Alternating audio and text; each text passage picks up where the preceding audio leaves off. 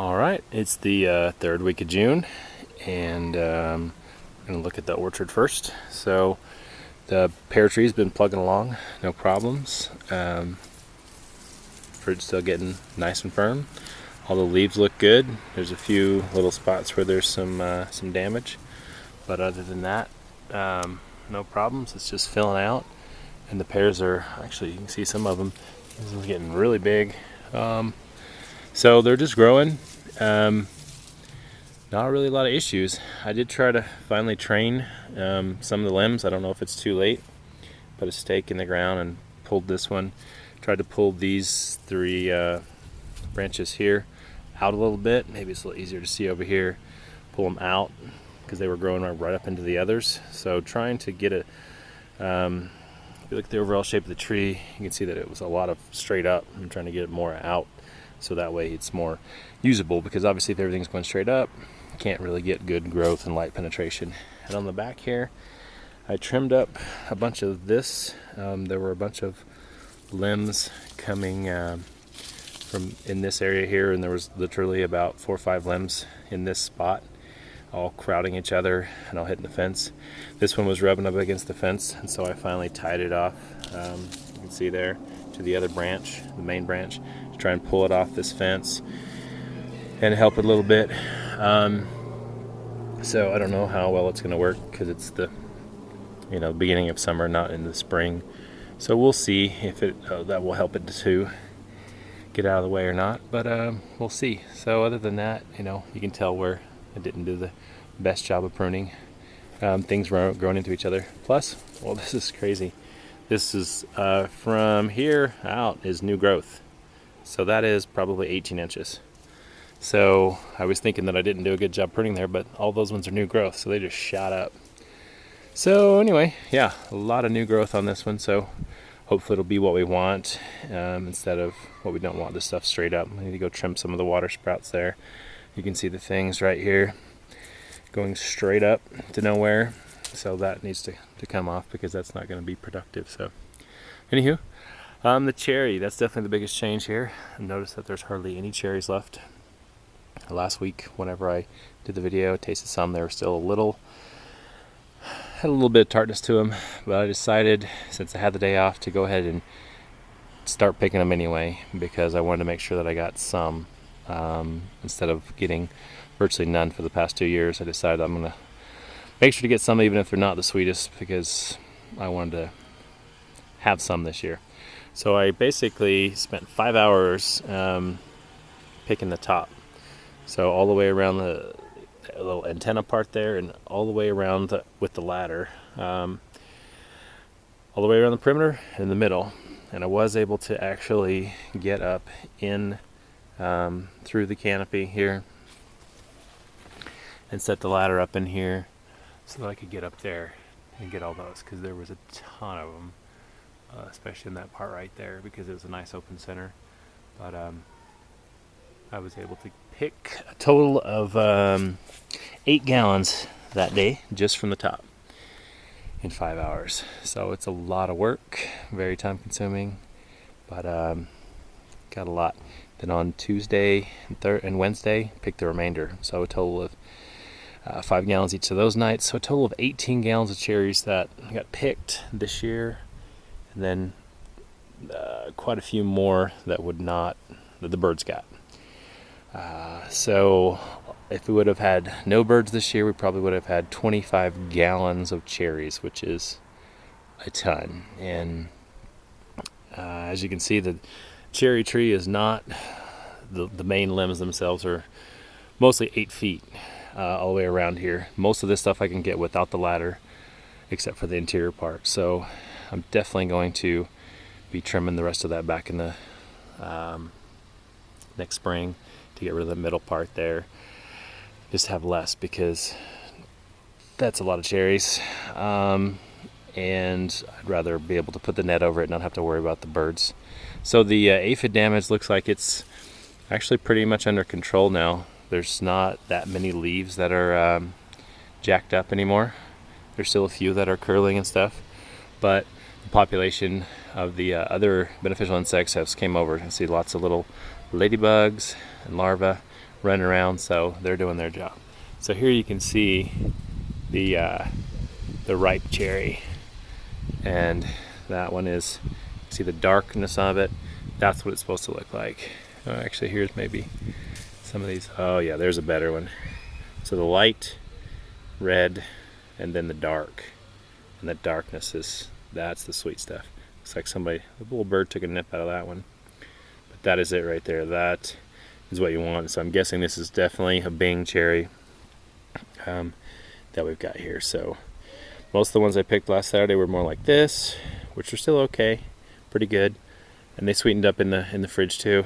And these were the ones that the dark ones that like that. This is representation of the one I picked Tuesday, Wednesday. So even in a few days, it made a difference to that. But anyway, so that's it. We got the cherries. So now we just need to let the tree recover, make sure it's going to be doing well for next year. Sets all of its prepares all of its fruit, keeps all that synthesis. So I'm just going to make sure to watch what's going on. Looks like there's some spider web thing there. Make sure everything's okay with the leaves and stuff, and just make sure it stays healthy. Then we'll have a good crop for next year. So then we have our apple tree. So I still didn't have a chance to spray for the codling moth, mainly because the days that I had off, it was raining. It actually rained a lot the past week, and it was cold. It was down in the second night, one of the nights that I picked the cherries, it got down to 47 at that night, and it was very unusual for the middle of June, to say the least. So the days that I had off, it was raining, and so that wasn't going to obviously do anything. So I haven't sprayed it yet, but we are here in Davis County ending the end of the first generation, or ending. This is the end of the greatest egg hatch. First generation will end, I think, in a week or next week, and then the second generation will start like a week after that, so the week of the 4th. But the apples look good. There's well,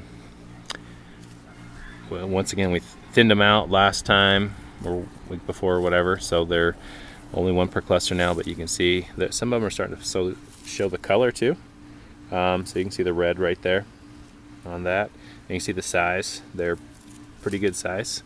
Some of them are already, almost tennis ball size, not quite yet, but they're definitely there. So here's a good example out in the light where you can see the blush and the color. So still haven't figured out exactly what variety they are, but I'm going to do that.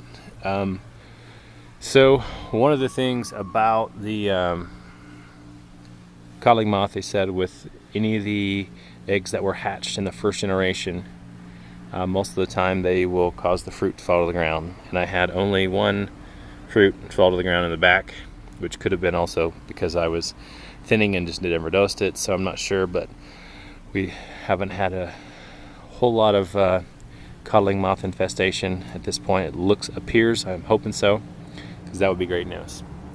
So apple tree looks good, leaves look good.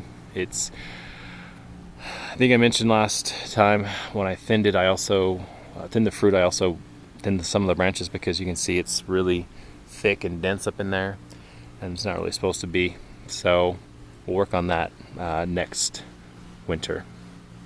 spring. Peach tree looks good.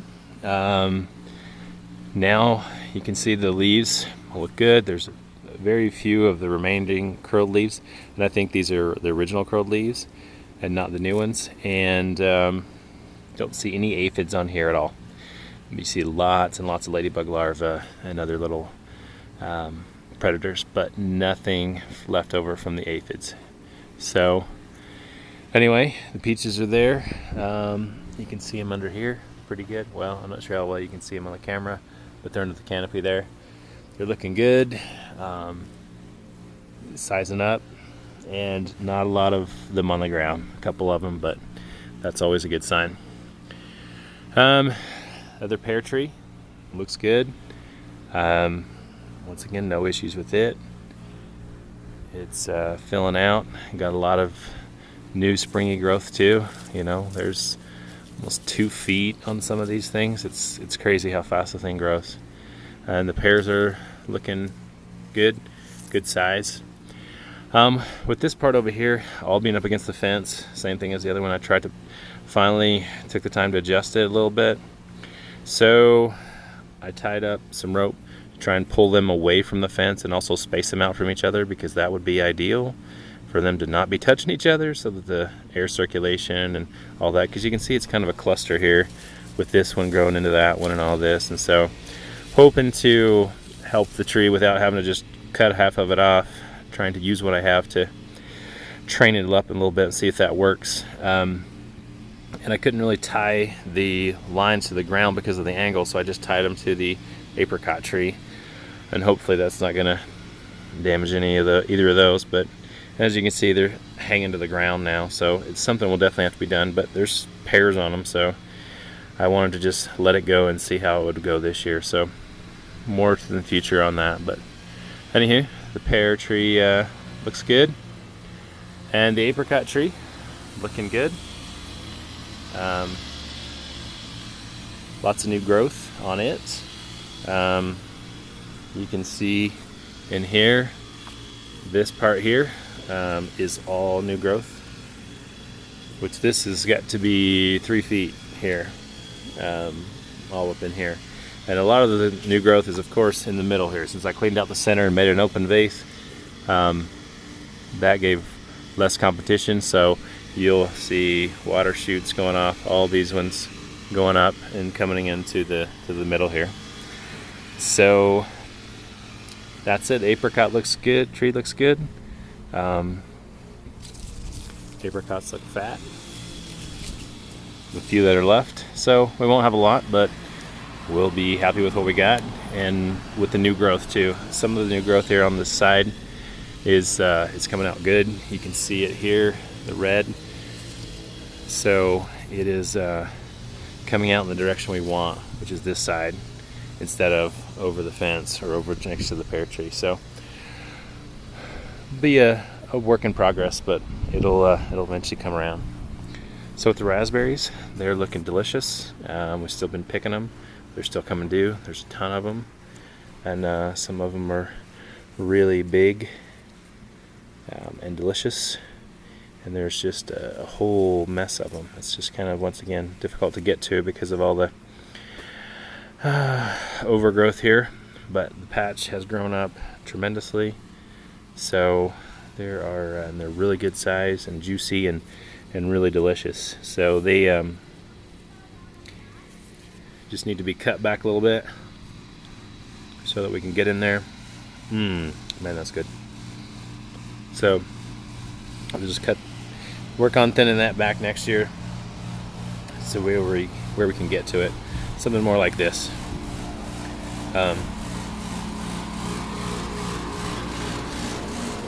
It's a hot day. So anyway, and then for the strawberries, the ones in our little box are not looking the best. Ones over here are, some of them are starting to have that weird effect. Don't know what's going on with that.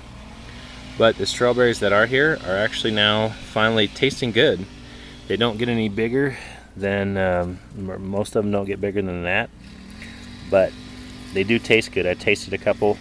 They tasted dirty, of course, because they're on the dirt. Because I tasted them right out here. But they do finally taste sweet, but they just don't get bigger than that.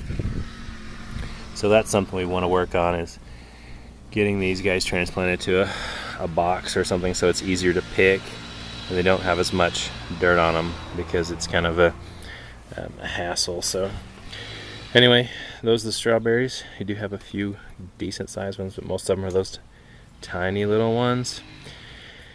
And we'll just have to see what's going on. We did finally get a professional opinion with what's going on with our trees, and all the trees out here are dying from a chemical poison that was used on the yard to kill weeds. Apparently the trees sucked it up, and that's why the trees are all brown and crunchy. So hopefully it won't affect the strawberries, but that's why those trees are all bare in the middle of summer. So fortunately there's not anything we can do about it now but wait. It's kind of sad, but we'll at least now we know what's going on. So anyway, that's I want to end on a down note there, but basically we got strawberries finally ripe, even though they're so tiny. Raspberries are good and delicious, and the cherries are delicious as well. So that's all for this week. We'll see you next time.